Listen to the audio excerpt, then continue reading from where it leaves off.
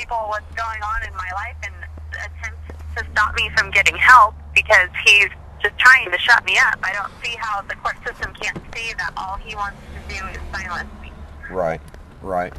So I'm just at a point like, really, why even follow any of this? Because they're going to screw me over anyway, like they continue to do over the last 2 years. So I'm at a point like, why even shut up? You know, I'm trying to help my daughter.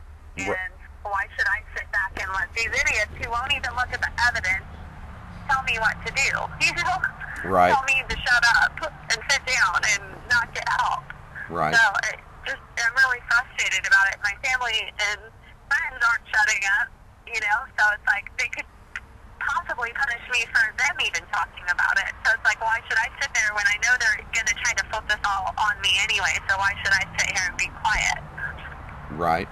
What did and I'm totally violating my civil rights. Like, hi, can you even do this stuff? So the judge ordered the gag order again? She ordered a 3-year restraining order that I can't do any of that. Right. And I can't contact people. And then they adopted Dr. Rotter's report. With both things, I have the right to a trial on.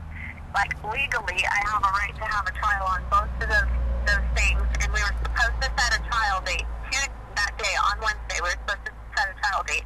She didn't even give me that.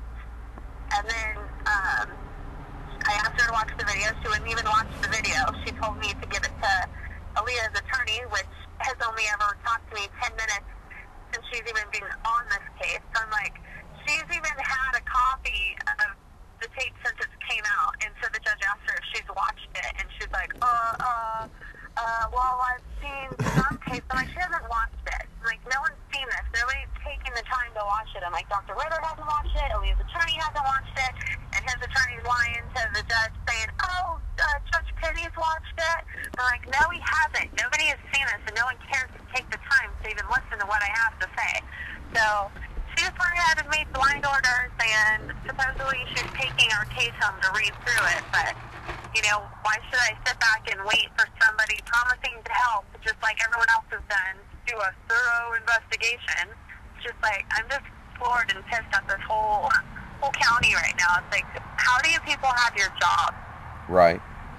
Now, like, I don't understand why she wouldn't have taken the video and at least gone and watched it. Right. Now you has anybody else contacted you media-wise, or have you got anything set up? Did you ask if anyone else media-wise has? Yeah, or anybody are there still people contacting you, or has this? There is another news station contacting me. She asked to not give her name out because she said she views this all as a crime scene. Right. So I don't know what she's planning on doing. I've written her back and forth. She contacted me through email, so we've written each other a couple of times, and I gave her my phone number. I haven't heard from her over the phone, but I just emailed her again with a lot of information about what's going on. Okay. I've been forwarding emails to the DA, to Auburn Police Department, Roseville Police Department, the sheriff of Placer County, the head of CPS. So I've been just circulating emails between all of them. Right. Like, here, people, this is what's going on. Everyone needs to get the show on the road because this is important. Right. So, and then someone's been stalking me. I don't know if it's the FBI since they've been involved or what, but somebody, I'm assuming it's law enforcement because it's a darker vehicle with tinted windows and it's an SUV type, and they've been stalking my sister and I for the last couple of days. But have y'all gotten have you gotten a tag number on that car? Have you been able to get a tag number? Yeah, my sister took a picture of it. All right, can y'all email me that tag number? Yeah, I'll have her. I could probably even send it to you over a text. I'll have her send it to me. Yeah, do that. Yeah, I was gonna call the cops on them if I saw them one more time because, he stalked me, and so I'm like, I'm afraid for my life right now, so I don't want people stalking me with all this going on, with knowing he is threatening to kill me, So I was just gonna call the cops on them anyway, just to make sure. Have you made a police report about it yet?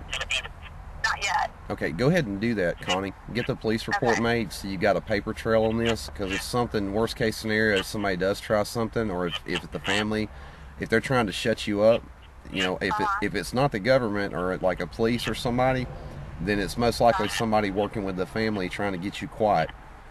Yeah. So you need something. We've all been scared. Like, my sisters and I have been scared because we're like, okay, we're totally getting followed all the time. And so, and there's been separate times, and you said our description of the car is exactly the same. So it's the same person in the same car, and my older sister got a picture of the license plate number. So we have that, so I can send that to you. Okay. I'll call her when she gets off of work. Do you know what kind of SUV? What kind of SUV it was? I'm sorry, your phone is still cutting out. It is. I'm having the hardest time putting together what you're saying. That's okay. Do you have a, like, it was a black colored like an SUV? Hey, you there, Connie? Your phone's still not working. I don't even know if you're talking currently Yeah. at the time. Yeah, I am talking. Can you hear me now? I just heard that. Okay. Let me ask you this: what's the vehicle look like? It was probably a Suburban. It was a dark, like, navy blue color from what I could tell. They're usually following me at nighttime. Okay. Somebody, I think it was morning whenever they had followed my sister, and they followed her all the way from our home in Roseville all the way up to Auburn, which is 25 minutes away to where her other job is. So they've literally, they're not doing a good job of being sneaky about what they're doing. Right, So, right. Your personal safety comes up in question for that. I hope it is the police call. I mean, I hope it is the police following you, or the FBI, you know? So, yeah, I hope so. I just didn't, I don't know. We just decided, because my older sister was there when I told her that this other car was following me. And so she took a picture of the license plate because they were still parked in our parking spots, trying to hide, like leaned back in their seats and their front windows are tinted.